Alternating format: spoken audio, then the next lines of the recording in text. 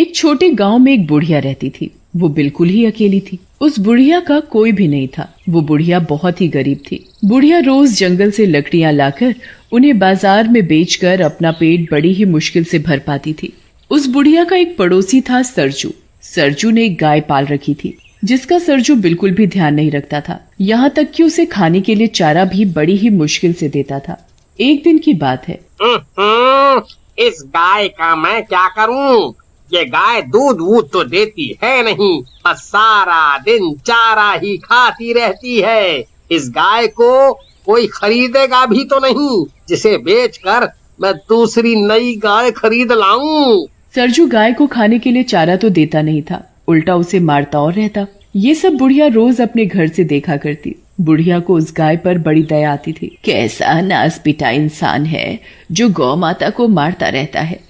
ऐसे आदमी को तो नरक में भी जगह नहीं मिलेगी। पाप लगेगा इसे, पाप। जब देखो बेचारी गाय को मारता ही रहता है। एक दिन की बात है। बुढ़िया सरजू के घर के आगे से जा रही थी, तभी उसे गाय के जोर जोर से चिल्लाने की आवाज आई, जिसे सुनकर वो रुक जाती है और वो सरजू के आंगन में झांक कर देखती है। लगता है गाय बहुत भूखी है, तभी इतने जोर जोर से शोर मचा रही है। ये सरजू खुद तो अपना पेट भर लेगा और घूमने निकल जाएगा, लेकिन बेचारी बेजुबान गाय के ऊपर इसे जरा भी दया नहीं आती। फिर बुढ़िया कहीं से गाय के लिए चारा लेकर आती है और सरजू के आंगन में जाकर गाय को चारा खिलाने लगती है और उसके सिर पर बड़े प्यार से हाथ फेरती है। चारा खाकर गाय का शोर मचाना बंद हो जाता है। गौ माता, तुझे भूख लगी थी ना?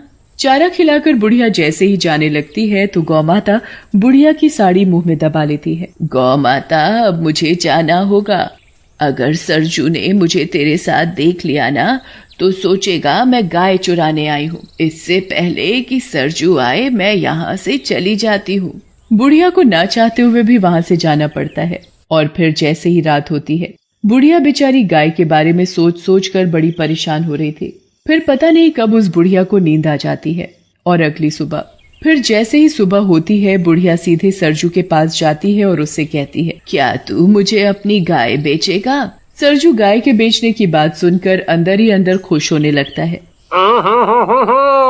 आज तो लगता है भगवान ने मेरी सुन ली। क्या हुआ सरजू, तू किस सोच में पड़ गया? बता, तू मुझे अपनी गाय बेचेगा?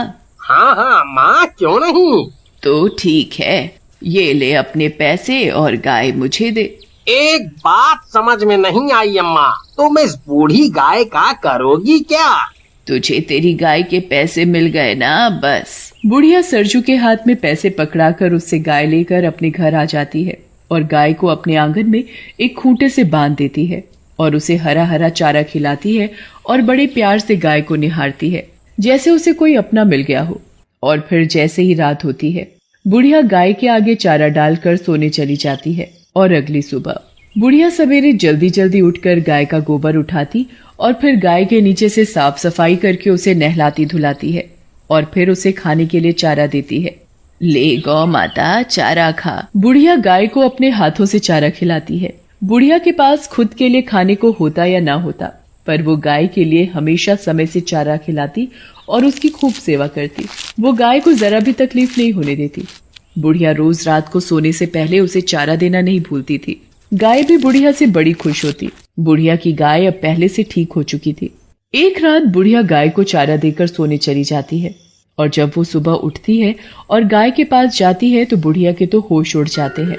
ये क्या? गाय ने सोने का गोबर किया? क्योंकि वो गाय कोई मामूली गाय नहीं थी, एक जादुई गाय थी जो सोने का गोबर देती थी। फिर वो बुढ़िया चुपचाप गाय के नीचे से सारा सोने का गोबर उठाकर अपने कमरे में ले जाती है। अरे वाह, गौ माता ने मुझे सोने का गोबर दिया, इससे तो मैं गौ माता के लिए और भी चारा खरीद सकूंगी। फिर वो बुढ़िया सोने का गोबर बाजार में बेचकर गाय के लिए एक सुंदर घंटी खरीदती है और अपने और गाय के लिए बहुत सारा खाना खरीदती है। फिर बुढ़िया अपनी गाय को भी बढ़िया चारा खिलाती और खुद भी पेट भर खाना खाती है। भगवान तेरा बहुत बहुत धन्यवाद इस लाचार बेसहारा बुढ़िया की मदद करने के लिए। फिर जैसे ही शाम होती है, बुढ़िया हमेशा की तरह गाय को चारा देकर सोने चली जाती है और जैसे ही सुबह होती है, बुढ़िया जल्दी उठकर गाय के पास जाती है तो देखती है अरे ये क्या, गौ माता सोने का गोबर दे रही है। मैं इसे टोकरी में भर लेती हूँ और जल्दी से अंदर कमरे में ले जाती हूँ। फिर बुढ़िया गाय के नीचे से सारा सोने का गोबर एक टोकरे में भर कर कमरे में ले जाती है। ये गौ माता तो मेरे लिए वरदान है, वरदान। मैं इसे कल सुबह ही बाजार में बेच आऊंगी। फिर वो बुढ़िया उस गोबर को बाजार में ले जाकर बेच आती है और उन पैसों से अपने लिए बढ़िया सा घर और अपनी सुख सुविधाओं का सामान खरीदती है। अब बुढ़िया को किसी चीज की कोई कमी नहीं थी। अब बुढ़िया धीरे धीरे बहुत अमीर हो गई थी। अब तो बुढ़िया एक बहुत ही बड़े आलीशान घर में रहने लगी थी। उसके पास नौकर चाकर की कोई कमी नहीं थी। बुढ़िया ऐशो आराम की जिंदगी जी रही थी। बुढ़िया को अमीर होता देख सरजू सोच में पड़ जाता है। समझ में नहीं आता, ये बुढ़िया इतनी जल्दी अमीर कैसे बन गई, जैसे इसके हाथ कोई बहुत बड़ा खजाना लग गया हो।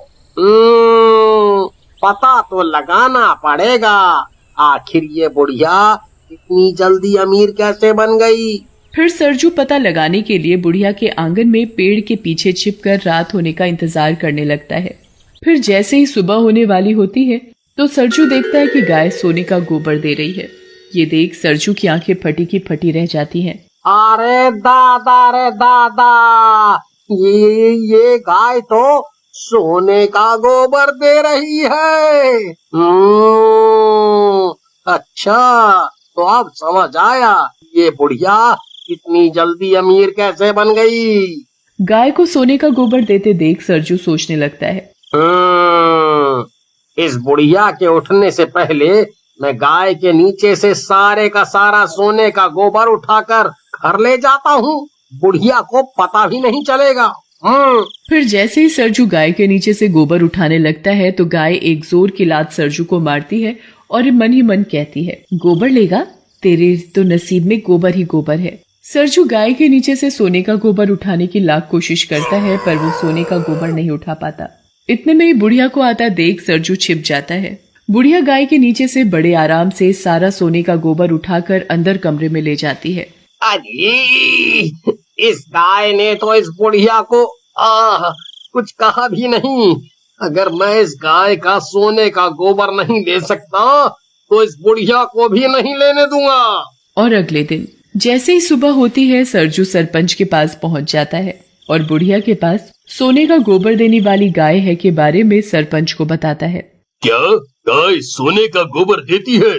ऐसा कैसे हो सकता है? सरपंच जी, मेरी बात का यकीन करो, मैंने खुद अपनी आँखों से गाय को सोने का गोबर देते हुए देखा है। सोने का गोबर देने वाली गाय के बारे में सुनकर अब तो सरपंच के मन में भी लालच आ जाता है और वो बुढ़िया से गाय लेने के बारे में सोचने लगता है।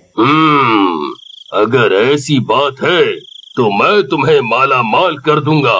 तुम मुझे अभी के अभी उस बुढ़िया के पास ले चलो। बूढ़ी अम्मा, मुझे तुम्हारी गाय खरीदनी है। ये सुनकर तो बुढ़िया के पैरों से जमीन खिसक जाती है, पर मुझे अपनी गाय नहीं बेचनी। सरपंच बुढ़िया के हाथ में बहुत सारे पैसों की थैली पकड़ाकर उससे जबरदस्ती गाय खरीदकर अपने घर ले जाता है और उसे अपने कमरे में बांध देता है। ये देख सरपंच की पत्नी सरपंच से पूछती है, मुझे एक बात समझ नहीं आई कि इस गाय को आपने हमारे कमरे में क्यों बांध रखा है? अरे भगवान, ये कोई मामूली गाय नहीं है, सोने का गोबर देने वाली गाय है। भला गाय भी सोने का गोबर देती है? मुझे तो तुम्हारी बात पर जरा भी यकीन नहीं है। जब ये गाय सुबह सोने का गोबर करेगी तब तो यकीन करोगी। उधर बेचारी बुढ़िया अपनी गाय को याद कर कर के रोए जा रही थी। मेरी गाय, हाय रे मेरी गाय, मैं मेरी गाय के बिना कैसे रहूंगी? वो ही तो मेरे जीने का एक सहारा थी। बुढ़िया गाय को याद करके सो जाती है। उधर सरपंच की खुशी का ठिकाना नहीं था। सरपंच गाय को खूब सारा चारा खिलाता है जिससे कि गाय खूब सारा सोने का गोबर दे सके। फिर थोड़ी ही देर बाद सरपंच और उसकी पत्नी सो जाते हैं और जैसे ही सुबह होती है सरपंच की पत्नी सरपंच को उठाते हुए कहती है, ए जी उठो ना, देखो ना कितनी बदबू आ रही है, जैसे गाय ने गोबर कर रखा हो। ये क्या गोबर? गाय ने तो सोने का गोबर दिया ही नहीं। सरपंच सरजू की खूब धुलाई करता है और वापस गाय बुढ़िया को दे आता है। बुढ़िया गाय को वापस पाकर बड़ी खुश होती है और उसके गले लग जाती है।